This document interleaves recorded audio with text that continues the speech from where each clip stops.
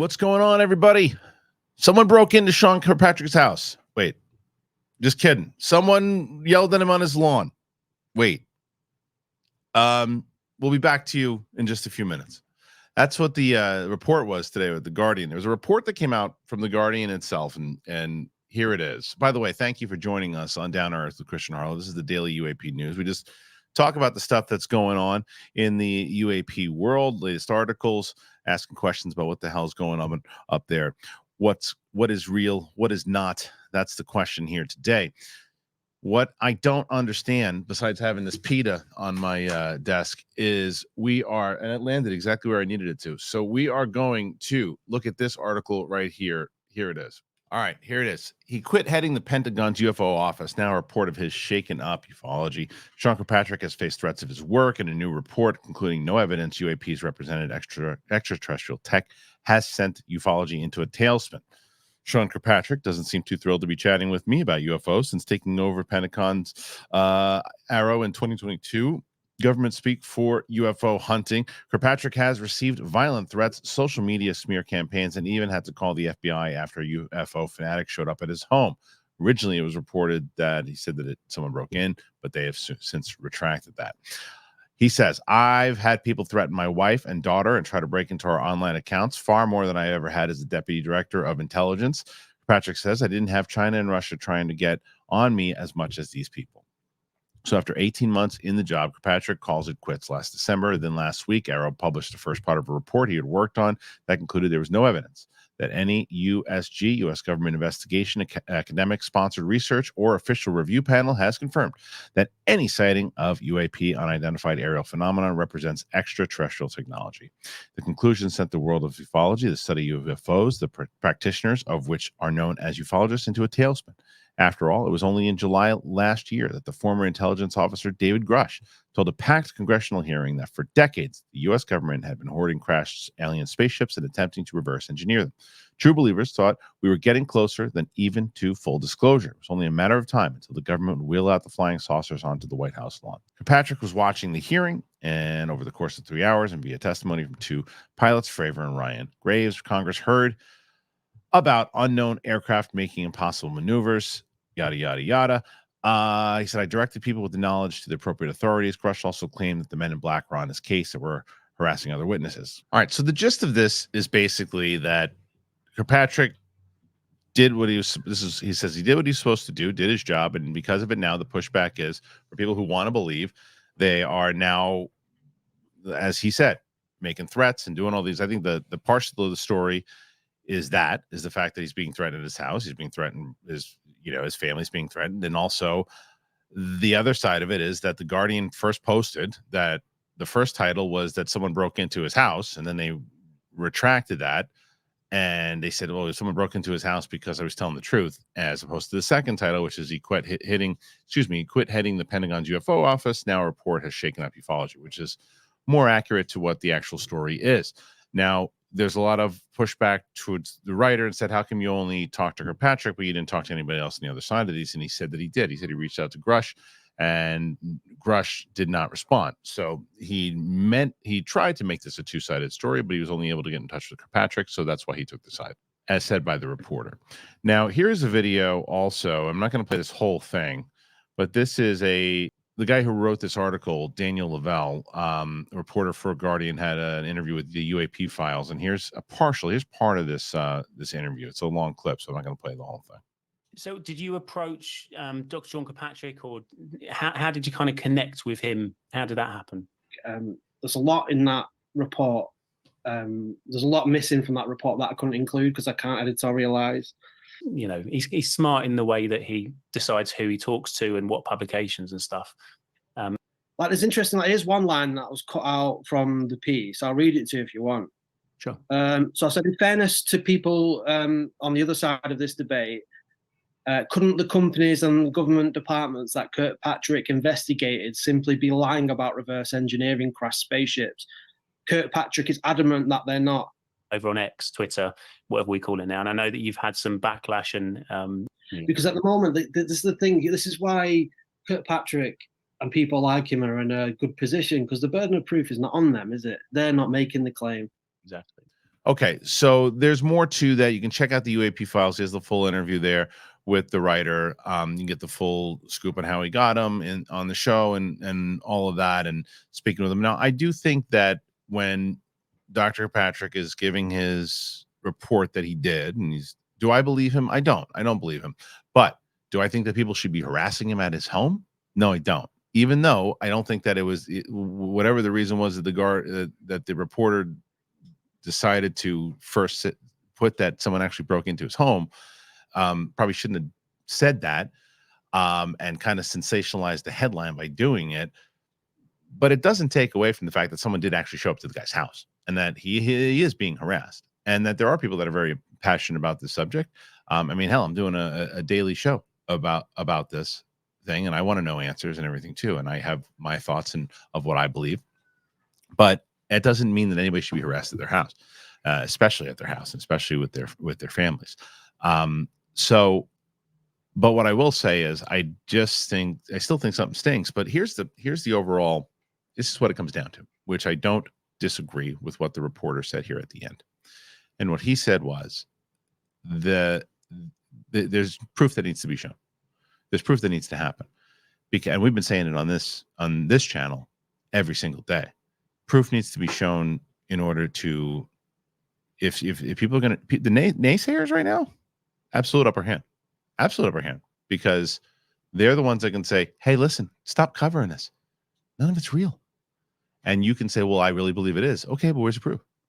Okay, where's the proof? So when AARO does these reports and AARO has these things that come out, there's the pushback is the pushback, but the proof is the proof. I'm still pretty adamant that there will be something, but I don't know. But I'm going to bring in Pavel to talk about this with me. Pavel, hello, Kristian. How are you? I'm doing good. How are you? Good. So, all right, let's talk about this report first of all that comes out. The first part of it, let's talk about the misleading headline first. Yeah. The misleading headline is that someone broke into his house, right? So did the reporter actually address that, about why he led with that?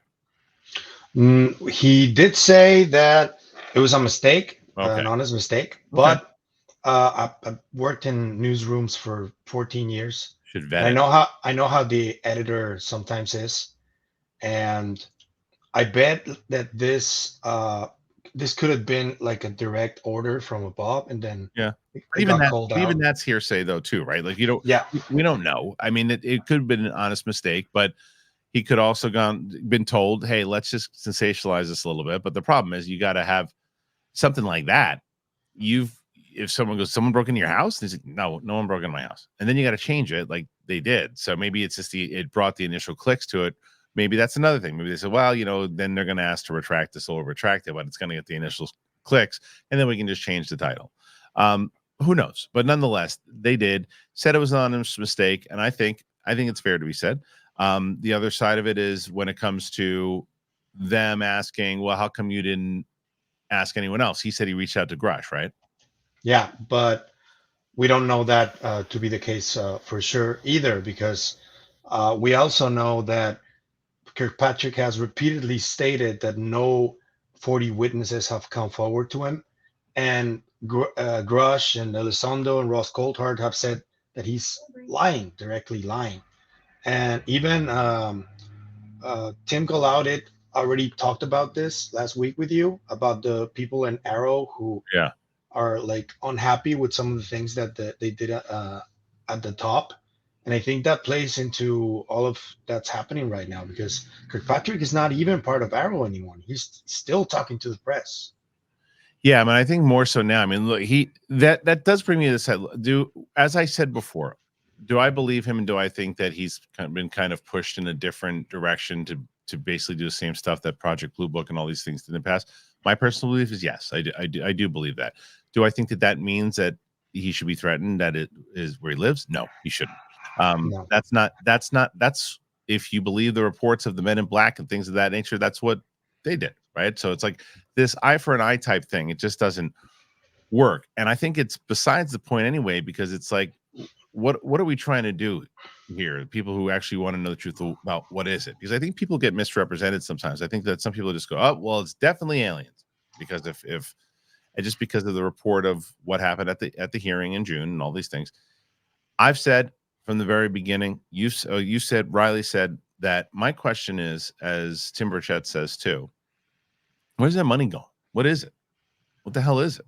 That's the big question, to say, like, if there's anything that happens with this UAP committee, this select committee, like, that's the kind of answers that would bring hopefully some kind of answers. Because as I said beforehand, do you agree with what I'm saying here, where it's like, yes, it is good that we have people, and I was honored in the fact that Tim Gallaudet came on the show, talked as openly as he did, talked about that he would be a witness if asked, talked about the fact that he knew people inside of the program.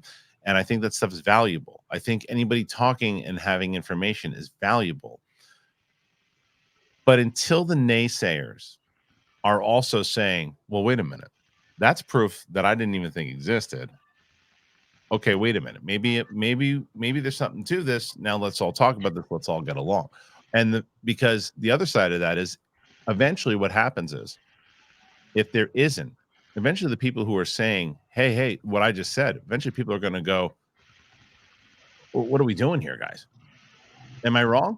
No, it's circle reporting at this point already, because even though I do believe something is happening, and I've spoken to people who have had experiences, and I tend to believe most of the accounts that I've heard, the truth of the matter is that unless we get like real proof, which many of the people that are reporting on this keep saying that there is, but they haven't shown it. Right. This back and forth will keep happening, and people are gonna lose interest. To be honest with you, many of them, Or it gets especially stigmatized again in the way that it was 5 minutes. especially the ones that haven't really seen any proof of personal proof that the phenomenon is real. Right. Those are the ones that are quickly gonna just drop it and just. It's true, because I talked to a friend of mine who works in journalism, and just a friend. We were talking and asked what they were talking about, and they reported on their story of the day was the fact that the government was suing Apple, with everything going on. Yeah. And they were telling me the whole story was the big story. And I said, let me ask you a question. Like, did you guys ever talk? And this works for a big publication. And I said, did you guys ever talk about the stuff with Chuck Schumer and the UAP stuff and all that? And he laughed, and he was like, no, they don't really ever bring up that. That's not ever a topic that anybody really ever talks about. And that's the way it's looked. And this is, again, Chuck Schumer, the Senate Majority Leader, and it's not taken as seriously. We're talking about it, and we're trying to get the answers to it. And when there's things that are brought up, and there's conversations of people in those types of positions in Congress and trying to get subcommittees and all that, it's important to know about, it's important to talk about. But I'm with you in the fact that if you don't get something that is not just a blurry video, is not just a wait, oh no, it got cut off before it went in the water. It's like, there's this, there's that, there's this, there's that, there's maybe, there could be that. Is that something? Like these puzzle pieces. That's never going to get the people who are actively saying this stuff is BS stop talking about it. You're not going to get them on board. They're going to just get louder and louder, because they're going to have more reason to, because it's just hearsay at this point. Yeah. Also, another aspect that I think it's worth noting is that alongside the evidence that we need, because we need it, there also needs to be like a sort of professionalization of this topic, like people that are more serious about talking on the topic and presenting accounts and evidence and studies. I think that's what Saul is trying to do.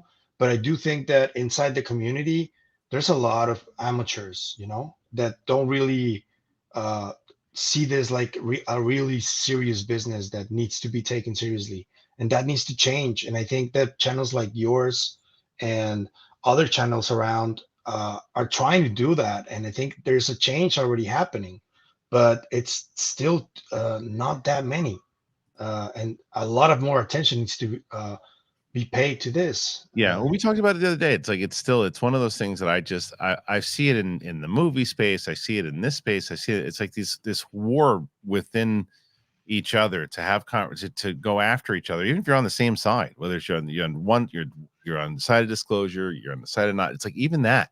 It's like you see people and they attack one another. If you don't believe in it, well, then the people who believe in it are lunatics, and I'm going after you. And if you're on the side of disclosure, and the people who ask questions, they're horrible people and they're plants for the government. And they go after it. It's like I see people. I've seen people go after me and take shots. I don't pay attention to that stuff. I can't, because I just want to ask questions. I just want to ask questions. And the fact that, so I think I'm allowed to have an opinion on saying, like, do I believe in what Kirkpatrick is saying in that report? I don't believe in it. And just something stinks for me. There's other people that I believe, like when I hear certain people talk about it and people ask certain questions and ask it in a certain way, I go, okay, maybe they're asking the right questions, but there's still, to me, there's too much that stinks that doesn't have answers to. The question is, and that's why I asked Tim Gallaudet when I said to him, I said, listen, do you think we'll get disclosure in our lifetime? And he was very adamant. He said, I do. I think it's coming in our lifetime. So I don't know, man. This is one of those stories where it's like, I think there's a lot to take out of this, in the fact that the main thing is no one should be harassed at their place of where they live. No one should be harassed in general. I don't think that if it turns out that what I do believe, and the fact that I don't believe Sean Kirkpatrick is being honest, then I think that's just not. I think that's a misrepresentation of his job. But on the flip side of that, if it turns out that he is being honest down the line, then and even more so, why people shouldn't be harassing him. So in the same way that we say to people, you don't know, like, okay, well, there's so many different reports of things that happened in like 1963 in the nuclear facility and things like that. And people go, oh yeah, well, I know. How do you know? You don't know. In the same way, I don't have enough proof right now to say I don't believe Sean Kirkpatrick, in the same way that people don't believe certain things going on in the sky, but I don't know for sure, because I don't know. And that's why I'm hoping for more stuff. Yeah. So, yeah. All right. Well, Pavel, as always, man, thank you for joining me here today on the show. We'll see you real soon, my friend. Thank you. Talk to you later, man. All right. So, again, what do you think of this report? What do you think about what happened with Sean Kirkpatrick and the Guardian and things of that nature? Do you think something stinks overall? Do you think we need proof? Do you think we have the proof already? Do you think that it's like slowly but surely? Are you more patient than, say, I am right now? What do you say? Make sure you leave your comments. Make sure you subscribe to the channel. This is our daily show. I missed yesterday. I know usually it's Monday through Friday. I was traveling and I thought I was going to be able to get another 280p video out for you, but I didn't get a chance to do it. So today, back on Monday. So make sure you subscribe and check out our show on Tuesday on our other channel, the playlist. It is The Big Thing with Kristian Harloff, UAP Tuesdays. You can find that full playlist in the link here. So thanks to Pavel. We'll see you later.